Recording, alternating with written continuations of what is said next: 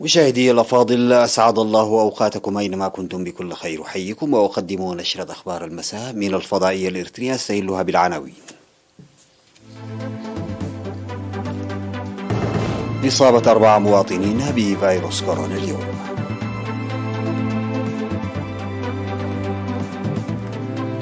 ورشة عمل في مصوع حول أوضاع الحياة البرية. تنظيم مهرجان الإريتريين في هولندا.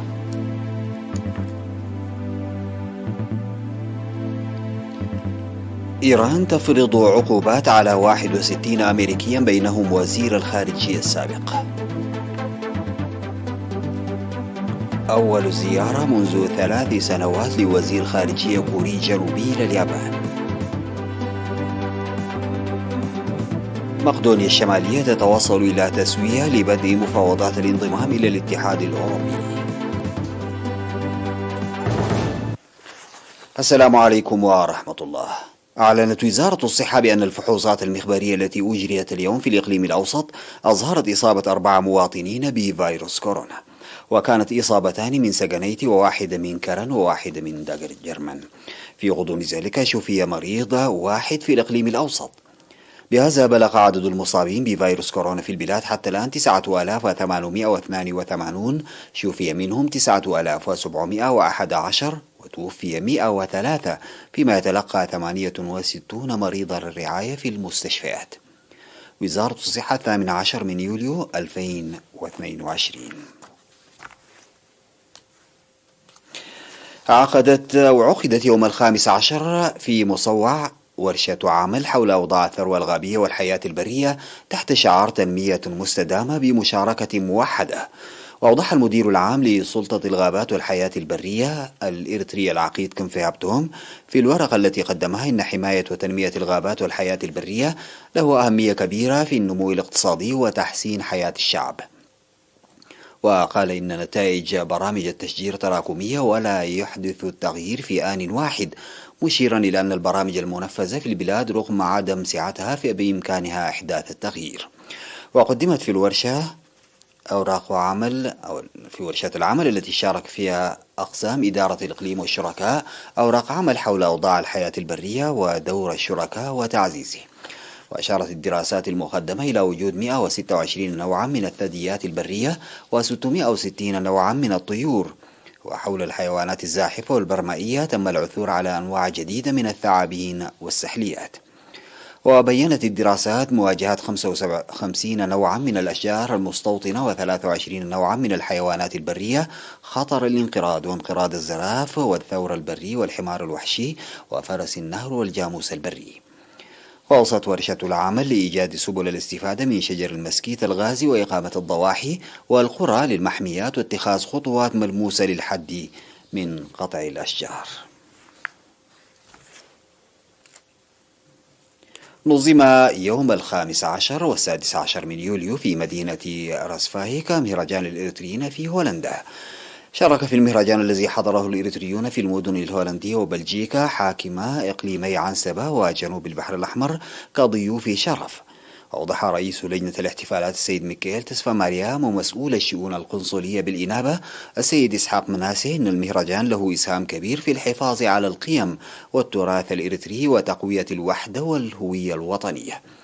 وقال سفير إريتريا في الاتحاد الأوروبي سيد نغاسي كاساي أن مهرجان هذه السنة استثنائي لتنظيمه بعد توقف دام عامين بسبب وباء كورونا ومشاركة حكام الأقاليم الإريترية. وعقد حاكم إقليم جنوب البحر الأحمر السفير محمد سعيد منتاي سمينارا للمشاركين في المهرجان حول الأوضاع في البلاد والتطورات الإقليمية وتنفيذ برامج التنمية والتصدي. وقدمت في ختام المهرجان الهدايا لضيوف الشرف.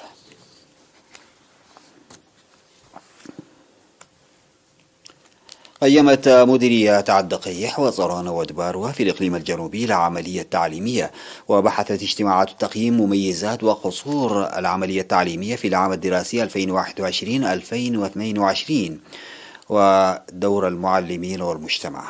وتطرقت الاجتماعات لنتائج الامتحانات ونسب النجاح ومساهمة المجتمع في تشجيع المعلمين وانخفاض مشاركة الطالبات في التعليم في المنحدرات الشرقية لمديرية الدقية.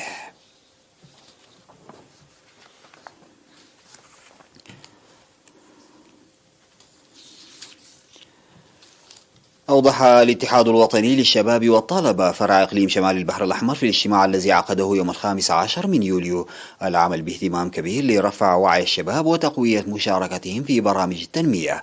وبحث الاجتماع الذي شارك فيه ممثلو الاتحاد في المديريات وشركاء العمل أنشطة تقوية التأطير واستفادة الشباب من الفرص التدريبية وحل التحديات.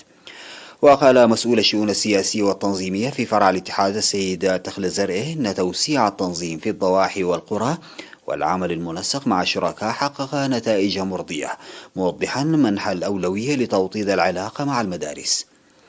ودعا رئيس الاتحاد الوطني للشباب والطلبة السيد صالح أحمد دين لوضع خطط العمل التي تتماشى مع أوضاع التنمية الراهنة. وذكر سكرتير الجبهة الشعبية للديمقراطية والعدالة في إقليم شمال البحر الأحمر السيد رزان أدوناي إن الجهود تبذل لتعزيز مساهمة الشباب عامة والدفع بتأهيل الشباب. وأوصى الاجتماع لتقييم نتائج الدورات التدريبية والاهتمام لتقوية مراكز الشباب وتقوية دور المؤسسات العامة والمجتمعية في تأهيل الشباب.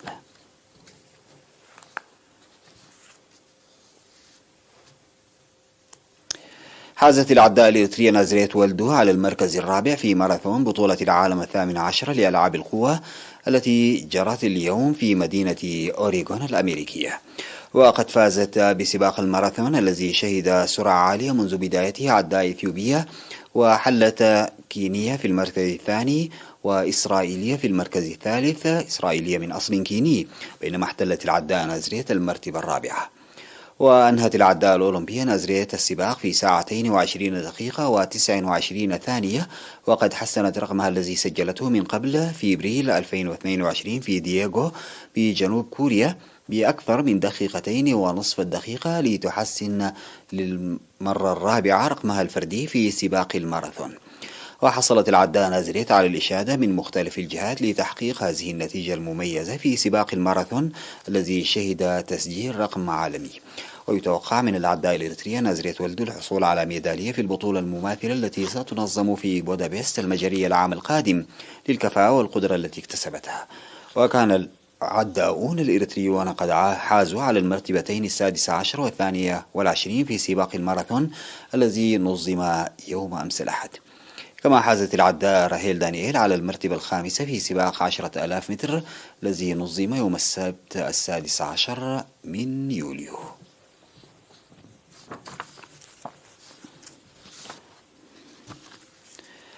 بعد الفاصل سادتي يعود بالأخبار الخارجية.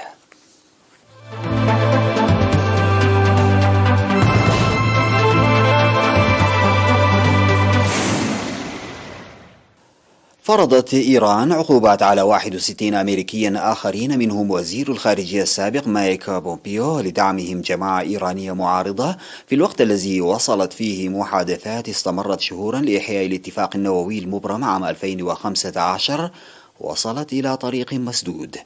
وذكرت وسائل إعلام رسمية إيرانية أن مسؤولين آخرين أدرجتهم وزارة الخارجية الإيرانية على القائمة السوداء من بينهم محامي الرئيس السابق دونالد ترامب رودي جولياني ومستشار الأمن القومي السابق للبيت الأبيض جون بولتون.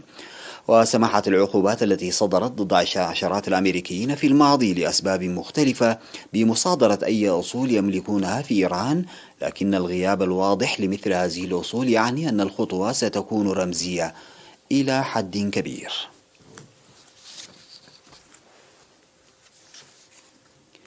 أجرى وزيري الخارجية الكوري والياباني في طوكيو باليابان أول اجتماع في غضون 3 سنوات وبعد انطلاق الحكومة يون سيوك يول.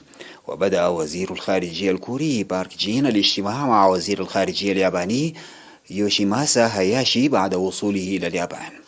وتعد هذه الزيارة هي الأولى لوزير خارجية كوري جنوبي بغرض زيارة اليابان فقط، وليس حضور الاجتماعات الدولية متعددة الأطراف منذ ديسمبر عام 2017. ومن المنتظر أن تصبح مسألة ضحايا العمل القسري إبان الحكم الاستعماري الياباني لكوريا محورا رئيسيا في الاجتماع. وتطلب اليابان من كوريا الجنوبية تقديم حلول لهذه القضية باعتبارها خطا أحمر سيجعل العلاقات الثنائية تتفاقم إلى مستوى لا رجعة فيه. كما يتوقع أن يناقش الطرفان سبل تعزيز التعاون الثنائي بين كوريا واليابان من جهة، والتعاون الثلاثي بين كوريا والولايات المتحدة الأمريكية واليابان من جهة أخرى.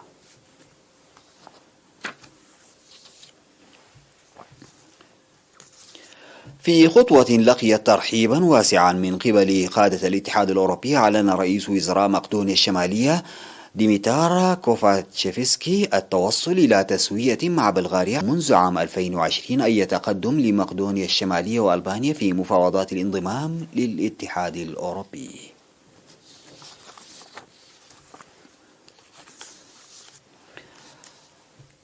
واصلت العديد من دول أوروبا الغربية مكافحة حرائق الغابات المدمرة نتيجة موجة حر من المتوقع أن تستمر إلى ما بعد عطلة نهاية الأسبوع، وقد تحطم العديد من الأرقام القياسية لدرجات الحرارة في فرنسا وبريطانيا، وهذه ثاني موجة حر تشهدها أوروبا في شهر، ويعد تكاثر هذه الظواهر نتيجة مباشرة للاحترار المناخي وفقا للعلماء، مع ازدياد انبعاثات الغازات المسببة للاحتباس الحراري من حيث شدتها ومدتها وتكرارها. في فرنسا واليونان والبرتغال وإسبانيا اجتاحت نيران آلاف الهكتارات، وأجبرت آلافا من السكان والسياح على الفرار من أماكن إقامتهم، وقتلت العديد من عناصر خدمات الإطفاء الأسبوع الماضي.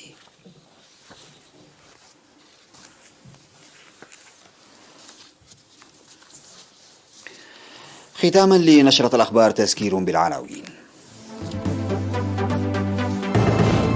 إصابة 4 مواطنين بفيروس كورونا اليوم.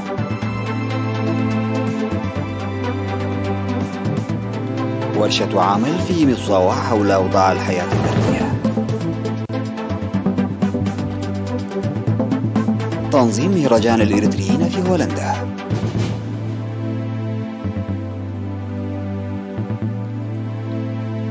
إيران تفرض عقوبات على 61 أمريكيا بينهم وزير الخارجية السابق.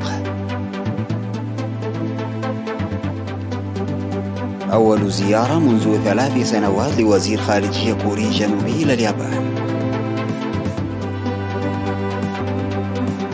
ومقدونيا الشمالية تتوصل إلى تسوية لبدء مفاوضات الانضمام إلى الاتحاد الأوروبي. بذلك انتهت نشرة أخبار المساء، قدمتها لحضراتكم من الفضائية الإلكترونية. شكرا لمتابعتكم. السلام عليكم ورحمة الله.